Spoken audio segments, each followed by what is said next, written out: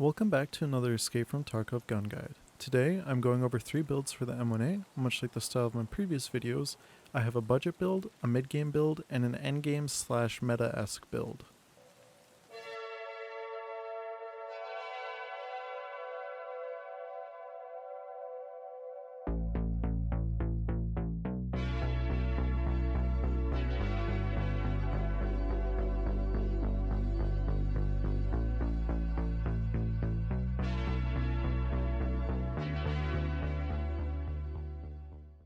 The first build is going to be based on the basic M1A you can purchase from Peacekeeper 3 or borrowed from Peacekeeper 2.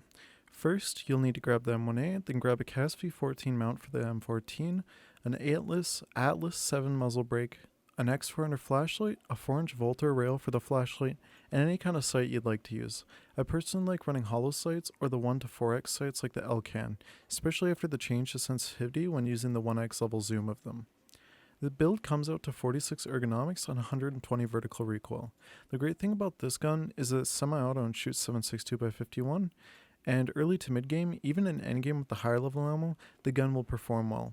I find this gun to be a great budget gun because M80 is cheap, accessible, and reliable up to tier 4 armor. I've also killed players wearing tier 5 body armor before, specifically Gen 4 assault, but it took about 10 to 14 rounds to put them down, so I don't suggest using it for that unless you have access to M62 or M61. For the second build, I have a mid-game variant. To make this gun cost effective, we are going to do a couple of things. First off, I highly recommend having Peacekeeper 3 unlocked, and this requires you to be level 18.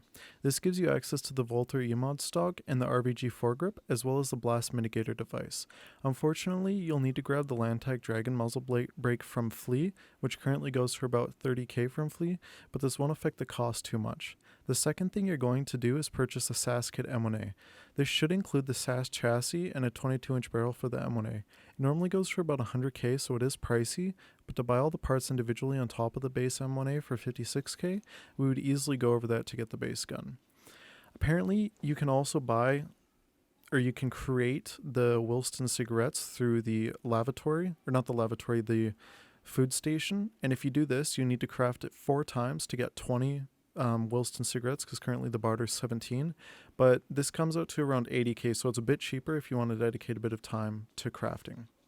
Now with this all out of the way, we still need a X400 flashlight, an L-Can 1X or 4X or your sight of choice, a Magpul rear and front sight setup, an advanced buffer tube. If you don't have access to the advanced tube, you can use the basic CST M4A buffer tube, but the recoil will be a bit higher. Next, attach the Landtag muzzle brake to the A3 adapter and attach them along with the blast mitigator to the front of the barrel. Finally, put the RBG foregrip on the gun. The gun comes down to a whopping 68 comes up to a 68 ergonomics and 54 vertical recoil. Considering this rifle shoots 7.62x51, this is absolutely insane. The gun comes out to about 210k, which is fairly expensive, but considering how controllable the gun is, the fire rate, and the round it fires, the gun is definitely worth the price tag. For the endgame build, you'll need Peacekeeper 4 for this to be cost effective, and in fact, some of the parts can't be found in Flea because they don't spawn in Raid or are very rare in Raid. Like the previous build, we're going to do a couple of things before we can properly build the gun. First, you're going to grab another SAS kit M1A. Again, it's about 100k from Flea. With Peacekeeper 4, we can also buy the Landtag Dragon muzzle brake directly from him, which saves a bit of the cost. Next, grab an RBG, a sight of your choice. I went with an L-Can again. Pick your magazines. I normally run a 30 rounder with 2 backup 20s. Next, put the A3 adapter on, the muzzle brake on, and then the blast mitigator. Grab a set of Magpul front and rear sights, and a Mesa buffer tube from Peacekeeper, and an HK-E1 stock as well. The last pieces you'll need are a flashlight or laser sight, and an MOE AR-15 Magpul pistol grip. This goes for about 20k on Flea, either the FDD or a black version will do fine. This piece also isn't sold by any of the traders, so the only place to find this is on Flea or in Raid. This build will come out to about 242k, however the absolute beast has 43 vertical recoil and 58 ergonomics. This isn't the lowest recoil you can get, and if you stick an RK2 foregrip it comes down to about 37 vertical recoil, but the 6 recoil difference is less noticeable than the ergonomic hit.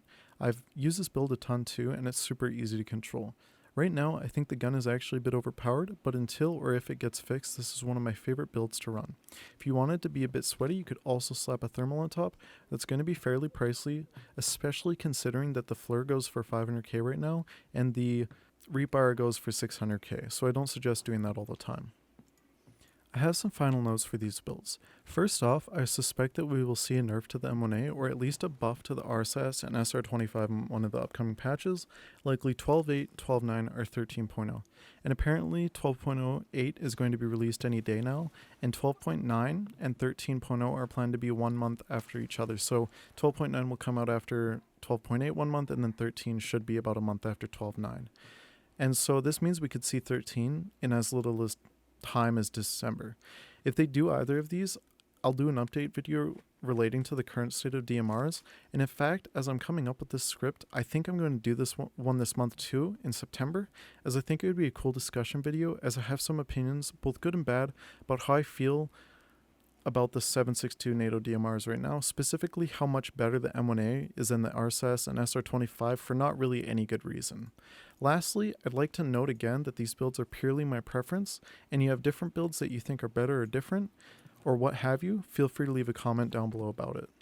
Thank you guys for watching. If you enjoyed the video, please smash the like button and consider subscribing, as both really help my channel out, with the latter keeping you informed on new uploads and the previous helping with the YouTube algorithm. I've kind of dropped the ball with my 3 videos per week idealistic schedule, so I'm shifting into a 2 upload per week schedule again, with a plan to release videos on Saturday and Tuesday. I have some plans for future content, and if you guys are interested in some behind the scenes, I do have a Discord where I'm active along with other members every day. I'm going to be working again soon, so I'll have some new cash flow, and I'm planning to upgrade my graphics cards, which would mean I could stream again, and I'll be able to get you guys some better footage for these videos. Thanks again for watching, and I'll see you next time.